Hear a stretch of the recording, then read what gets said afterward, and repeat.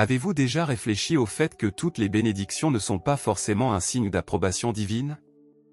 Imaginez un homme qui possédait tout ce que vous pouvez imaginer, une sagesse incomparable, un royaume paisible, de l'or, la célébrité, des femmes, l'honneur, une influence mondiale, mais qui, malgré tout cela, a terminé sa vie frustré, plein de regrets et loin de Dieu.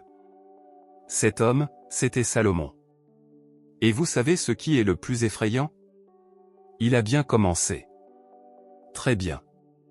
Il a été choisi par Dieu, et a vécu des expériences profondes avec le Seigneur.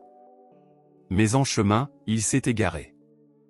Et ce n'était pas par manque d'intelligence ou de connaissances spirituelles, mais à cause de quelque chose qui tente peut-être aussi de vous éloigner aujourd'hui, la fausse sécurité qui accompagne la prospérité, le succès, l'idée que tout va si bien. L'histoire de Salomon est un avertissement pour nous tous. Car parfois, ce qui semble être une victoire peut se révéler être un piège déguisé. Et le cœur, laissé sans défense, est conquis, non pas par une armée ennemie, mais par des choix subtils, des distractions et de petites déviations.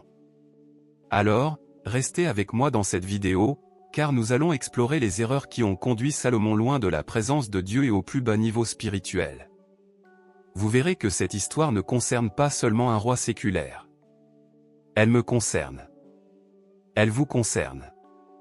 Elle concerne tous ceux qui ont déjà été tentés de compter davantage sur les bénédictions que sur le bénédificateur. Et avant de commencer, cliquez sur le bouton s'abonner, activez la cloche et laissez un « j'aime » dès maintenant, car ce que vous entendrez ici peut vous sauver d'une spirale infernale qui commence exactement de cette façon, lorsque la richesse devient un piège. Imaginez un jeune roi, fraîchement intronisé, confronté à l'immense responsabilité de diriger une nation entière. Son nom?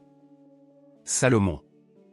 Il était le fils de David, l'un des rois les plus influents de l'histoire d'Israël.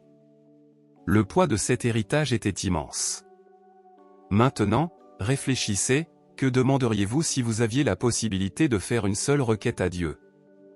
N'importe quoi. Sans limite. Eh bien, c'est exactement l'opportunité qui s'offrit à Salomon. Dieu lui apparut en rêve et lui dit, « Demande ce que tu veux, et je te l'accorderai. » C'est exact. Un chèque en blanc signé par le Créateur de l'univers. Et savez-vous ce qu'il demandait? Ce n'était ni la richesse, ni la célébrité, ni une longue vie. Il demandait la sagesse. Un cœur compréhensif pour juger avec justice et diriger le peuple avec discernement. Cela en dit long sur la personne de Salomon à ce moment-là. Il savait clairement que la mission le dépassait. Que sans Dieu, il ne pouvait l'accomplir. Dieu, voyant cette attitude, fut si heureux qu'il dit, « Puisque tu n'as demandé ni richesse ni mort à tes ennemis, je te donnerai tout cela aussi. » Ainsi commença l'une des périodes les plus prospères et les plus brillantes de l'histoire d'Israël. La sagesse de Salomon devint célèbre dans le monde entier. Rois et reines venaient de loin pour l'entendre. Son royaume prospéra, son nom était respecté et son lien avec Dieu était évident. Il construisit le temple, centralisa le culte du Seigneur et prit des mesures fermes au début de son règne. Mais voici le point essentiel, malgré tout cela, malgré un départ si prometteur, quelque chose commença à changer au fil du temps. Et c'est là que l'histoire devient sérieuse. Car parfois, le succès qui résulte de la dépendance à Dieu peut devenir la cause même de notre déconnexion, si nous ne sommes pas vigilants. Au fil des ans, Salomon gagna en puissance. L'or s'accumula dans les coffres du palais, le peuple vécut en paix, les frontières étaient sécurisées et chacun admira la grandeur de son règne. La Bible dit même que l'argent de Jérusalem devint aussi commun que des pierres. La richesse était omniprésente. Mais un détail subtil et dangereux apparaît. Toute cette abondance commença à faire trop de bruit. Et ce qui était autrefois le silence de la communion avec Dieu fut noyé par le bruit des applaudissements, des conquêtes, du luxe et du confort. Salomon n'était plus le jeune homme inquiet qui cherchait une direction à chaque pas. Il était désormais le roi le plus sage du monde, entouré de tout ce qu'un être humain peut désirer. Et quand on a tout en main, savez-vous ce qui arrive facilement? On commence à avoir l'impression d'avoir moins besoin de Dieu. C'est comme si, sans s'en rendre compte, la dépendance cédait la place à l'autosuffisance. Le cœur qui recherchait autrefois la sagesse commence à penser qu'il en sait déjà assez.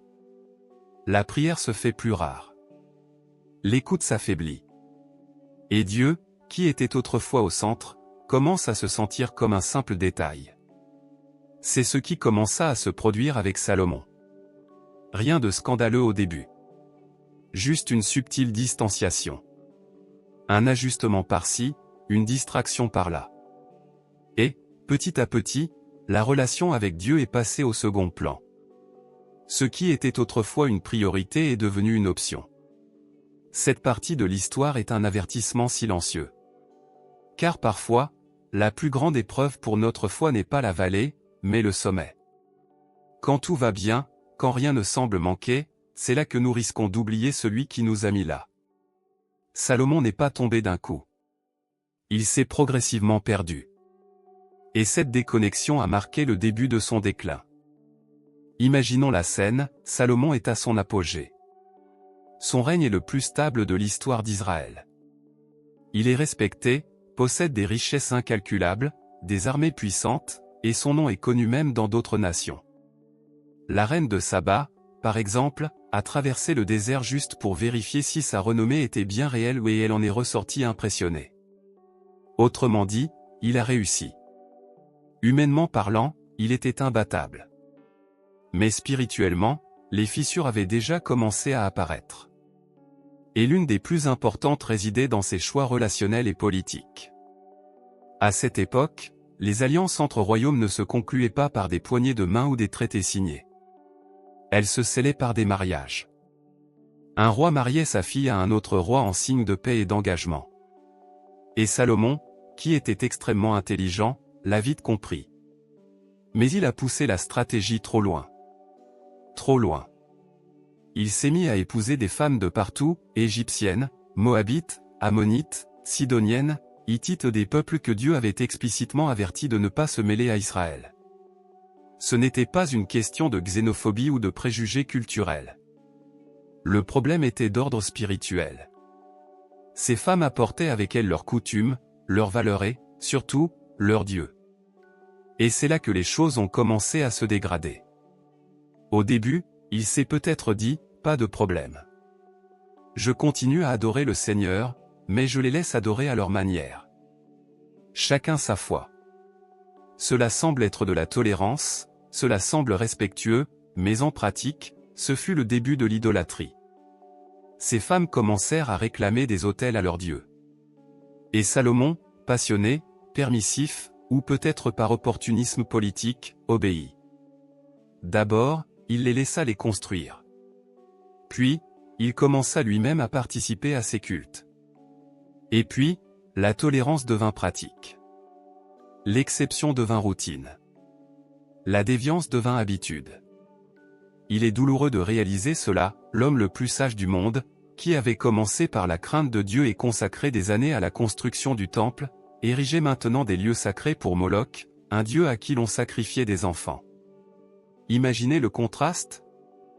Le problème ne résidait pas seulement dans les mariages eux-mêmes, mais dans ce qu'ils représentaient spirituellement, une série de concessions. De petites permissions qui, ensemble, ont creusé un gouffre entre Salomon et Dieu.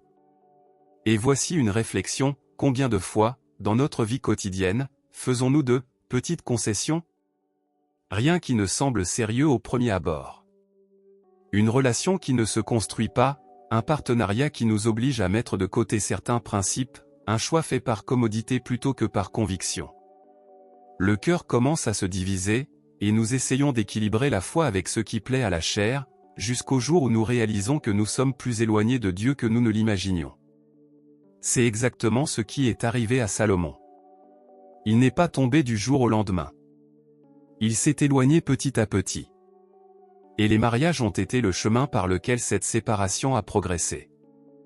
Jusqu'à ce point, l'histoire de Salomon avait déjà emprunté un chemin périlleux. Mais ce qui suit est le point le plus grave, la rupture spirituelle. Et ce n'était pas quelque chose de symbolique ou de théorique. C'était réel, douloureux et aux conséquences graves. Souvenez-vous que Salomon avait construit le temple de Jérusalem? Un lieu majestueux, construit avec les meilleurs matériaux, conçu avec une minutie extrême, où la présence de Dieu se manifestait. C'était le centre du véritable culte. Eh bien, le même homme qui avait consacré ce temple au Seigneur commença à construire des autels à d'autres dieux, sur des collines, sur le territoire sacré d'Israël. Cela paraît surréaliste, non? Mais c'est exactement ce qui s'est passé. Et le plus choquant, c'est qu'il ne l'a pas fait par contrainte. C'était par choix. Salomon savait qui était Dieu. Il avait vécu des expériences profondes, vu le feu du ciel descendre sur l'autel, reçu la sagesse divine directement de la source. Malgré cela, il s'est laissé guider. D'abord par l'influence de ses épouses, puis par la politique, puis par ses propres désirs. Peu à peu, le cœur autrefois empli de crainte est devenu indifférent. Le culte de Dieu est devenu un culte parmi d'autres. L'autel du Seigneur n'était plus exclusif. Et c'est la l'essence même de l'idolâtrie, lorsque Dieu cesse d'être unique pour devenir simplement un de plus. La Bible dit quelque chose de très puissant à propos de ce moment, le cœur de Salomon n'était plus entièrement consacré à l'Éternel, son Dieu, comme l'avait été celui de David, son père, 1 Roi 11h4. Ce mot, entièrement, fait toute la différence. Car Dieu ne partage le trône avec personne. Soit il est tout, soit il est mis de côté. Et c'est ce qui arriva. Dieu non seulement remarqua l'éloignement de Salomon, mais le confronta. Il lui apparut de nouveau, comme au début de son règne, mais cette fois avec des paroles dures, « Parce que tu t'es détourné de moi et que tu n'as pas gardé mon alliance, j'arracherai le royaume de tes mains. » Imaginez entendre cela de la bouche de Dieu. Le même Dieu qui avait élevé Salomon avec tant de soin annonça alors que le royaume serait divisé, que son la lignée en subirait les conséquences. Et tout cela à cause d'un cœur divisé. Ce passage de la vie de Salomon nous enseigne une chose directe et incontournable, la richesse, la célébrité, la sagesse, rien de tout cela ne remplace un cœur intègre devant Dieu. Peu importe ce que vous avez bâti pour Dieu par le passé. Si votre cœur aujourd'hui est tourné vers d'autres autels, il est temps de s'arrêter, de réfléchir et de revenir à votre premier amour. L'idolâtrie de Salomon n'a pas commencé avec des images, elle a commencé avec des distractions. Elle a commencé lorsque Dieu ne suffisait plus. À la fin de sa vie, Salomon n'était plus ce jeune homme craintif, implorant Dieu de lui accorder la sagesse. Il était désormais un vieil homme, portant le poids de ses propres choix. Entouré de richesses, entouré de gloire, mais intérieurement, vide. Quelque chose s'était brisé, et il le savait. Et c'est à ce moment-là que l'histoire prend une tournure inattendue. Malgré tout ce qu'il avait vécu ou peut-être à cause de tout cela, Salomon écrit un livre intitulé Ecclésiaste. Et là, il se livre. C'est comme s'il ouvrait son cœur et disait, « J'ai tout eu. J'ai tout vécu. Et au final, tout est vanité. » Il parle de plaisir, de travail, de gloire, de réussite, de sagesse humaine, et conclut que rien de tout cela ne comble le vide qui existe en l'être humain. À la fin du livre, presque dans un soupir, il dit « De tout ce qui a été entendu, la conclusion est la suivante, craignez Dieu et observez ses commandements, car c'est là tout le devoir de l'homme. » Les Ecclésiastes 12h13. C'est comme s'il essayait de nous laisser un message, comme quelqu'un qui crie intérieurement la repentance. Ne faites pas la même erreur que moi. Ne vous laissez pas tromper par la fausse sécurité qu'apporte la richesse. En fin de compte, tout ce qui compte vraiment, c'est de garder votre cœur à la bonne place, aux pieds de Dieu. L'héritage de Salomon est ambigu. D'un côté, on se souvient de lui comme du roi le plus sage, du bâtisseur du temple, de l'auteur de proverbes et de cantiques. De l'autre, on se souvient de lui comme de quelqu'un qui, malgré toute la sagesse du monde, a trébuché là où il pensait être le plus en sécurité. Et c'est profondément humain, n'est-ce pas? Car combien de fois nous perdons nous aussi dans les choses que nous maîtrisons? Parfois, c'est notre propre talent, notre intelligence, notre charisme, notre stabilité, qui nous donne un sentiment de trop grande sécurité. Et lorsque nous relâchons notre vigilance spirituelle, lorsque nous laissons notre cœur se diviser, le déclin n'est qu'une question de temps. Mais la grande leçon est la suivante, le retour est possible. Salomon, même après tout ce qui a été vécu, a eu l'occasion de réfléchir, de se repentir et de laisser un avertissement aux générations futures. Son histoire est un miroir, mais aussi un avertissement. Alors, si aujourd'hui vous vous sentez déconnecté de Dieu, même si vous avez tout autour de vous, ou si vous vous sentez vide, même si vous avez tant accompli, il est peut-être temps de vous rappeler ce que Salomon a appris trop tard. La véritable richesse réside dans la crainte de Dieu et la marche avec lui. Tout le reste passe. La vie de ce roi nous montre que, quelle que soit notre sagesse, notre renommée ou notre richesse, si notre cœur s'éloigne de Dieu, tout perd son sens. Il a commencé avec son cœur sur l'autel, et a fini par partager cet autel avec les idoles. Mais le plus marquant est qu'à la fin de sa vie, il a eu le courage de reconnaître, tout est vanité si Dieu n'est pas au centre. Et c'est la question que je veux vous poser. Avez-vous aussi construit de grandes choses, mais avec un cœur éloigné de votre objectif? Si ce message vous a interpellé, s'il vous a fait réfléchir, je vous invite à poursuivre la conversation dans les commentaires. Dites-moi, quel passage de l'histoire de Salomon vous a le plus marqué? Quelles leçons en tirez-vous? Et bien sûr, si cette vidéo vous a édifié, aimez-la pour que plus de gens puissent l'entendre, commentez sincèrement et abonnez-vous à la chaîne pour ne rien manquer du contenu à venir. Chaque semaine, une nouvelle vidéo vous aide à grandir spirituellement et à aborder la vie avec sagesse. Merci d'avoir regardé jusqu'ici, et que Dieu continue d'aligner votre cœur sur ses desseins. À bientôt pour la prochaine vidéo.